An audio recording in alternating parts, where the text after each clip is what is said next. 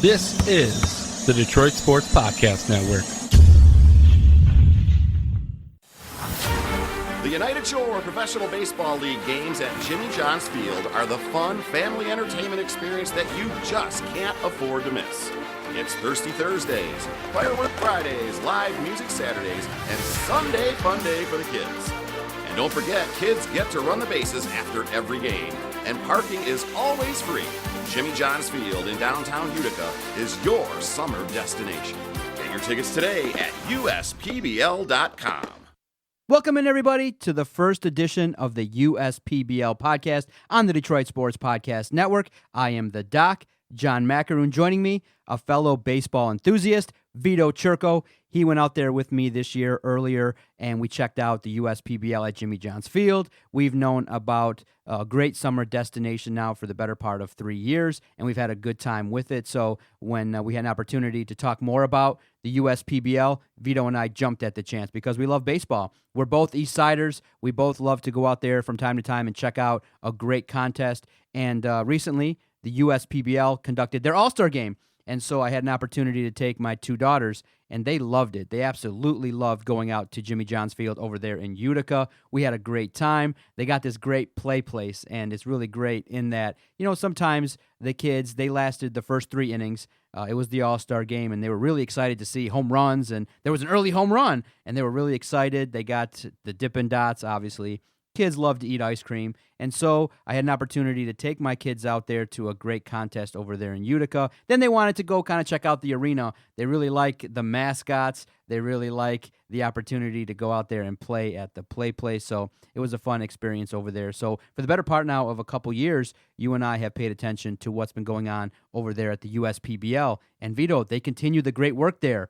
The development of the athletes at the United Shore Professional Baseball League has been astounding, and they put even more players in the major leagues, and those that have not signed have also kind of made their way and had success at the AAA level. Tell us a little bit about some of the successes that we found out about this season at the United Shore Professional Baseball League. Well, Randy Dobnak is one of the guys I think you were mentioning that has had some success this season at the AAA level and AA level and various levels of minor league baseball for the Minnesota Twins organization. So he's a pitcher. He's one of the best pitching prospects in the Twins farm system currently. His ERA is like 2-something. This guy has succeeded at a high level thus far this season. So the hope now is for the United Shore Professional Baseball League to get its first player, former player in the majors. So in Major League Baseball and with the Major League Baseball Club, actually. Randy Dobnak has a great shot of doing so. Now, in terms of guys from the USPBL that have inked contracts with Major League Baseball organizations, 5 have this season, and 32 now, Doc. 32 since 2016. So in the 4th year of being a league, the United Shore Professional Baseball League has seen a lot of success, and the most recent signee with a Major League Baseball club was Spencer Stockton. And now Spencer was with the Utica Unicorns, and he actually led the USPBL with 46 strikeouts and 45 innings at one point, and recently inked a contract with the Cincinnati Reds. So think about these guys, Dobnak, Stockton, and just a couple of the names that have inked contracts with Major League Baseball organizations. And once again, I'll reiterate it, more than 30 players from the USPBL with USPBL ties in the past have now inked contracts with Major League Baseball organizations. And the 5 that have this season is as much as last year. Think about that. And it could exceed that total of 5 from last year as well as the season does progress. And so right now, the 2019 standings sit as this. The Beavers sit at 14-11. The Unicorns sit at 15-12. The Woolly Mammoths, they're at 13-14. And the Diamond Hoppers, unfortunately, under 500 at 11-16. But the Eastside Diamond Hoppers have our guest of the week, and our first ever guest, right, on this USPBL show, and that is Pat Adams, outfielder for the Eastside Diamond Hoppers. And guess what he has accomplished this season? USPBL All-Star Game MVP. Went 4 for 5 in that game, drove in 3 runs. He has mashed the baseball all season long and a great contact hitter that was hitting .340 through 29 games, Doc, as of July 12th. Think about that. And then once again, 4 for 5 in the All-Star Game, an All-Star Game MVP. So he is our guest on this debut episode of the USPBL show on the Detroit Sports Podcast Network. and for the particulars. For all information regarding the USPBL, for tickets, for the schedule, and you're going to tell us about some of the specials and some of the things that are happening this week over there at Jimmy John's Field. Go over and check out USPBL.com. It's where you can find gear. You can find all the partnerships. If you're interested in getting a suite, definitely check out the USPBL website. Very interesting. And over there, they have a YouTube channel where it has great highlights. It keeps you in the know, and they do great work over there to keep the fans engaged. And I think that's what Andy Appleby's goal over there is to really make sure that it's a great fan experience. And when we've had him on, he's definitely talked about, you know what? Come out and tell us. They're very interactive. They want to know what's being done well. They want to know what they can improve. And I think when you have that mindset, which is, hey, let's put the fan first. Let's make it an affordable ticket. Let's make it so that when families come out, and look, Vito, you and I cover the Tigers and we cover the USPBL. You know, sometimes right now the big club is struggling a little bit. So, you know what? If you want an alternative this summer and you're an Eastsider, go check out Jimmy John's Field. I really think, and I wouldn't say this if I hadn't gone out there and experienced it, I really think it's an opportunity to spend a couple of hours enjoying baseball, and it's really fun. And our relationship with Chris Newell has been great. He's with the Birmingham Bloomfield Beavers, and they're two-time back-to-back champs, and he's a very interesting guy. And right now he's got his team at 14-11. Look at him. And he might be a guest at my charity softball game. Will he be playing in the game and showcasing his softball skills? We will see on Saturday, August 3rd. Anyways, regarding promotions now for this week at Jimmy John's Field in downtown Utica. Wednesday night is First Responders Night, and a Life Flight 1 helicopter will deliver the game ball. Pretty darn cool right there. Thursday night, Comic-Con night, and all-you-can-eat wings. How many can Doc eat for $15? Probably a lot. And the Mammoths, Westside Woolly Mammoths, will wear Spider-Man-themed jerseys. Also, it's Thirsty Thursday. My friends and I love that. $2 Bud and Bud Light beer. And $5 craft beer specials. Friday night, the Fireworks Spectacular. Saturday, Classic Rock Saturday. Featuring Denise Davis and the Motor City Sensation on Motown Night. And what is better than Motown Night? So check out Denise Davis and the Motor City Sensation Saturday night as part of Classic Rock Saturday at Jimmy John's Field. And then Sunday is Terrifically Sunday Fun Day for the kids, featuring Superhero Day at the ballpark. So a lot of great promotions from Wednesday night through Sunday afternoon at Jimmy John's Field this week. So I think you can tell I really love myself some Chris Newell. He is my man. And he's a hitting guru. You know, he trained DJ LeMahieu. Did you know that? Who has won a batting title with the Yankees this year, has mashed the heck out of the baseball. I mean, he has done great and a utility role because he can play all over the infield and he can hit for average specifically. Once again, a guy that has won a batting crown before. So he has trained major leaguers. And based on what he's accomplished already with the Birmingham Bloomfield Beavers, I expect him to keep training guys that reach the major leagues eventually. Nice. Chris Newell, I think, is a guy that likes the podcast, has come on, and he's got strong opinions on hitting and mindset. And I think that if you just check out his teams, they play solid and they play fundamentally well. And again, they're poised. What do you think the odds are of them being three-time USPBL champions? Well, based on his track record and how good of a hitting guru he is, and it seems like he has control of his team, I think it's a very good shot. And they're right now over 500, as you said. Chris Newell has a great shot with his Beavers to win it all once again. All right, Vito, this week we have a guest, and who is it again? Patrick Adams. And you know what's funny about this really quick as a prelude to the interview? His dad was my principal at Warren De La Salle Collegiate High School. So how about that? So I had to deal with this dad. Nice guy, by the way. He didn't have to discipline me because, as you know, Doc, come on, how many podcasts have we done together now? 1,000 plus? I'm perfect. In every single way. You know that. And so is Pat Adams, our guest on this week's episode of the USPBL show. I look forward to talking to Pat Adams right after this. You're listening to the USPBL Podcast on the Detroit Sports Podcast Network. And it is Pat Adams of the Eastside Diamond Hoppers joining us on this debuted episode of the USPBL show on the Detroit Sports Podcast Network. Pat, how are you doing? Good. Thank you for having me. Well, thanks for doing this with me. And, really quick before we really get into the meat of the conversation here, do you miss working with me with Somebody Football? Because I don't know if people know about that. Probably don't, but technically you were an intern and kind of under my watch, and you did a stellar job. I'll say that much, Pat. And just describe to the masses here how great that was for you. Yeah, a lot of fun. Good writing mentor. Oh, well, thank you. I appreciate that. Also, I was telling John in our prelude to this interview, I was saying how your dad, Pat Adams, was my principal at Warren De La Salle Collegiate High School. Now, That's right, mine too. isn't that something to have your dad as your principal in high school? Like, what was that experience like for you? Oh, I think, freshman year when you first come in, that's all you think about. But, by the time I was a senior, it wasn't, it's just kind of how it was. I don't think it was that big of a deal. I didn't really get worked up over it, I don't think. How about having your friends, though, also deal with your dad as principal? What was that dynamic like? And what would you hear from your friends about your dad?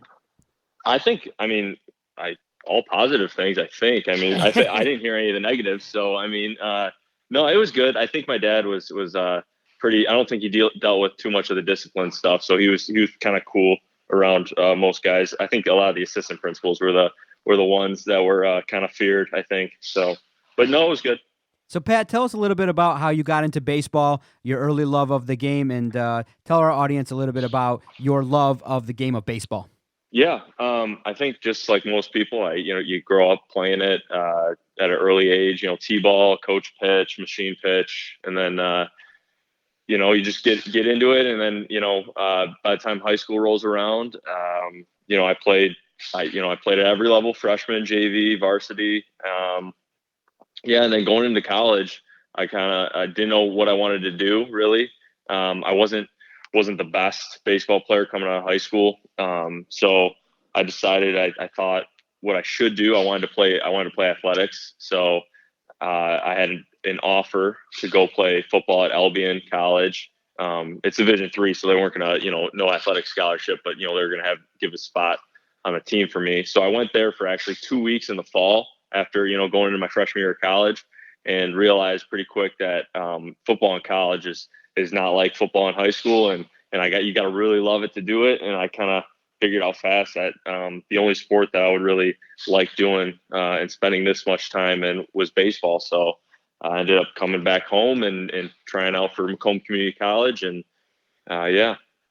Can you describe your journey in baseball a little bit further and more in depth, from De La Salle Collegiate High School to the aforementioned Macomb Community College to Wayne State and now to the Eastside Diamond Hoppers in the United Shore Professional Baseball League?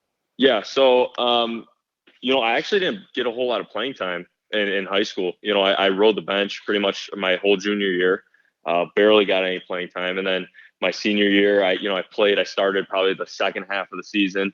I played first base, and that was just kind of because, we had a really good team, and I wasn't one of the better players. And I think it's just, it kind of, baseball is one of those sports that not a whole lot of guys, you have natural ability, but I think you really got to work hard at it every single day, and pretty much all year round, you got to at least be doing something. So I wasn't, I was playing football in the fall, basketball in the winter, and then, I wouldn't pick up a bat, from August to March when baseball tryouts were. So, yeah, I would come in and I'd, try my best, but, the results weren't there in high school. So, like I said, I really enjoyed playing the game, and that's kind of what I wanted to do. So that's why I tried out at Macomb Community College, thinking that regardless of if I play or not, it'd be a good experience and a good opportunity for me to just get better and see how good I can get, and Macomb did just that. They provided me the opportunity to play every day. And yeah, so I just kind of, grew into my body a little bit, developed better there. And then, had a pretty good freshman year and sophomore year. And then going into my junior season, I need to move on. And so Wayne State was that avenue for me. And it was perfect fit, loved the school, loved being down there in Midtown, and loved the coaches. And so it's kind of a perfect fit, close to home. And I decided to go for it. And just from there, working hard at Wayne State, enjoying the experience. And then by the time my senior season was done, I had a pretty good senior season. And, I wanted to continue to play, but I knew that, the draft wasn't a possibility. I just, I didn't have, I don't know. I just, I didn't put up, probably as good as numbers as I should have, or maybe I didn't pass the eye test. So, but I still wanted to play. And so Coach Ryan Kelly, he, kind of let me know, hey, you can do your thing at the USPBL. Is that, something I can reach out to someone there for you? And so he knows Paul Nochi, my manager now, because Paul used to coach at Hillsdale College, which is in the same conference as Wayne. So I think he shot him a text. And then, I went to the college tryout that the USPBL hosts. A bunch of college kids from around the country come in first week of June, and they try to be signed. And then, I got the call from Paul Nochi probably a couple days after the tryout. And, here I am. How would you put into words your 2019 season, including an All-Star Game MVP? I think best case scenario, really. I think from my college days and even last year, I'm kind of, I want to say a slow starter usually. It takes me a little bit to build up, catch up to the pitchers. And then, by the end of the season, I usually start, performing pretty well. But I mean, I put in a lot of work this off season and a lot of preparation, worked really hard. And I had a comfort level because I played the second half of last year with the Hoppers. So, I knew coming in that I was good enough to play at this level. So I think confidence had a role in it, and also just my hard work in the off season. And just kind of take advantage of opportunities and couldn't be happier.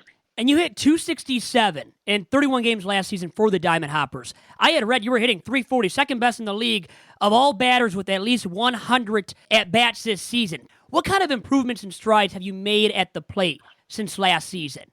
I don't know. There's a whole lot of little things in there. I have, I'm very fortunate that this year our hitting coach for the Diamond Hoppers is Vaughn Joshua, and he is like a Yoda for baseball. He played in the Dodgers organization. I believe he's got a couple World Series rings. He played with the Brewers, and 10 years of pro ball at the big league level. And, he's been a coach ever since. He coached Mike Piazza when he was first drafted by the Dodgers. He coached, Frank Thomas with the White Sox. So he's kind of just doing this because he lives in the area and he loves the game of baseball. So, I'm super fortunate to learn so much from him, and just kind of, he's such a high level coach that just picking up little things really helps me out. So. Your dad, Pat Adams, also a Pat Adams, by the way, played baseball at my alma mater in college at Detroit Mercy, was drafted as well, played some minor league ball. What has he taught you as well about the game of baseball? And how much have you learned from your dad when it comes to baseball? Oh, everything. I wouldn't probably be playing still if it wasn't for my dad, being such a great, he used to be such a great player, and then just being such a great baseball mind now because, like I said, at high school, and even I had my struggles in junior college and at Wayne State, I wouldn't know how to get out of the slumps that I got out of without, bouncing ideas off him and just, talking to him and have him giving me the confidence, to go and do my thing. He knows, he's basically like my first hitting coach, and he's always been my hitting coach. He still is. And regardless of, we might not be in the cage for long hours, but just, coming home, and over dinner, just kind of talking to him about baseball questions, and it's super helpful. Yeah. Now, you said he was such a great player. You used the past tense there about your dad and his ability to play ball. Why did you do that to your dad there? And is that really true that your dad, he just isn't as good as he used to be? Is that what you're saying? No, he can barely walk. He's got 2 surgically repaired ankles, and he's got a bad shoulder. He's old. So, but he probably, if you put him, if you give him BP, if you throw him BP now, I think he'd hit more out than I would. So, he could probably still swing it a little bit, but he's a little banged up and a little old. Well, past his prime a little bit, but he can still hit in so many words, and he's a big guy. I mean, how tall is your dad? 6 what? 6'6", I think. I didn't get any of the height. I got a little brother who's 16 years old, and he's already taller than I am. So, I kind of missed out on the height. I mean, I'm 6'2", but nowhere near where my dad is and where my brother's going to be. So. Well, you guys are all just a couple of inches taller than me. I'll just say that much. And John Macaron has something here. John. So what does it mean to you to play at Jimmy John's Field in front of a home crowd, supporters, and things like that? Describe your experiences playing in Utica at the USPBL. Yeah, it's special. I couldn't be happier, and I'm really fortunate for the opportunity. Just stay local pretty much my whole career. Macomb, I lived at home. Wayne State, I lived on campus, but it was 20 minutes from home, and then here I get to live at home and not have to pay for an apartment, while I'm playing in the USPBL. So it's awesome. I see a lot of my buddies come out. My family comes out to every game. So it's pretty awesome. I have a good support system, and really fortunate to stay local. What are your current goals for the remainder of the 2019 season?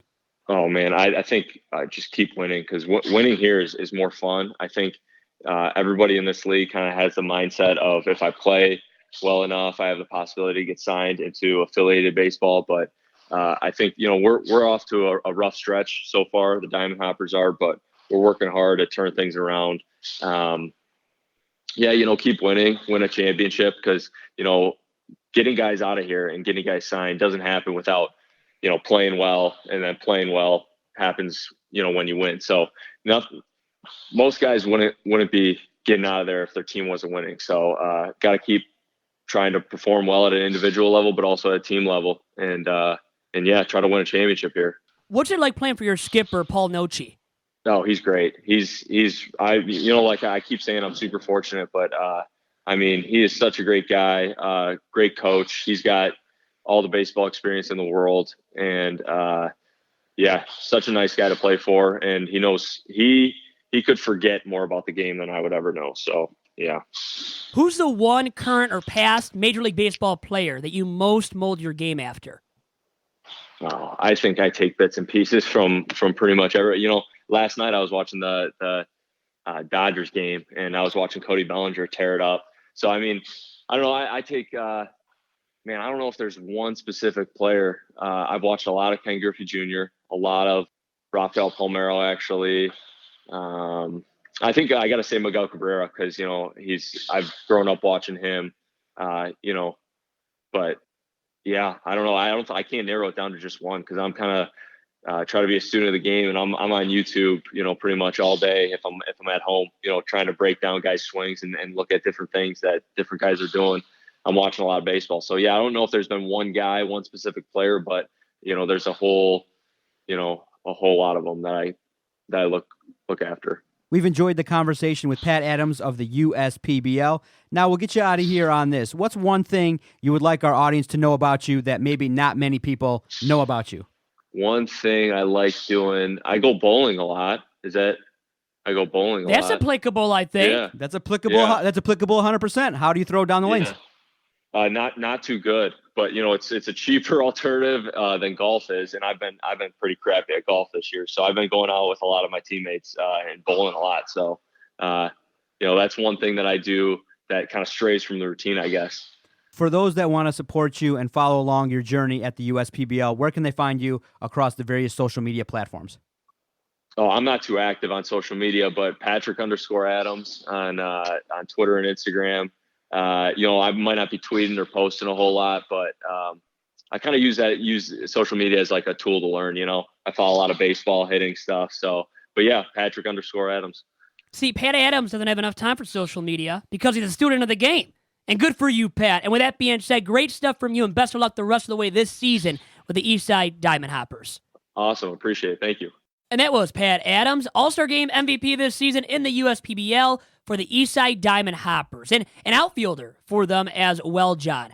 A guy that played at Wayne State, before that at Macomb Community College, and at my alma mater, Warren De La Salle Collegiate High School. But I love myself some Pilots. And his father, Pat Adams himself, was the principal when I was there at De La Salle as well. And Pat played for Matt Cook at De La Salle, who I had English classes with, by the way. He was my English teacher, actually, at one point. And at Wayne State, Pat Adams played for Ryan Kelly. And now with the Eastside Diamond Hoppers for Paul Nochi. So he's learned from a lot of great instructors, guys that have molded him into a great hitter, and a guy that currently ranks second in the league among all batters when it comes to batting average. Was hitting .340 through 29 games. And actually, that would be, to be more precise here, second best in the league among all batters with at least 100 ABs this season. So Pat has really improved from last year, too, as I had asked him about what he had done to improve his game at the plate, because he was hitting .267. Now, he was a midseason acquisition last year for the Diamond Hoppers. Played in 31 games, hit .267. He's improved that batting average immensely. So he is a guy to check out the rest of the way this season. And one other quick note about Pat. He was in the same class at ELSL with my brother, Dominic Churko, who's been a guest on Tiger Stalk and other podcasts in the past under the Detroit Sports Podcast Network umbrella. So you got to know my brother. I got to know him through Somebody Football, which, Doc, you know is one of the numerous, really hundreds of entities that I've done work for on a freelance basis and mentored Pat, per se, and try to be an effective mentor for him, as he said, and made me sound real good there. Probably wasn't the best, but dealt with them then and deal with them a little bit here and there now, and had the pleasure of talking to him over the phone here on the debut episode of the USPBL podcast. And so one final note, tell us about this week's USPBL Player of the Week and some of his accomplishments. Matt Cronin of the Westside Woolly Mammoths, and Player of the Week for July 8th through 14th. And Cronin, a native of Framingham, Massachusetts, earned the distinction for the first time this season. And he earned it by earning his first win of the season Saturday night, throwing 6 1/3 strong innings, allowing 1 run and striking out 4 batters.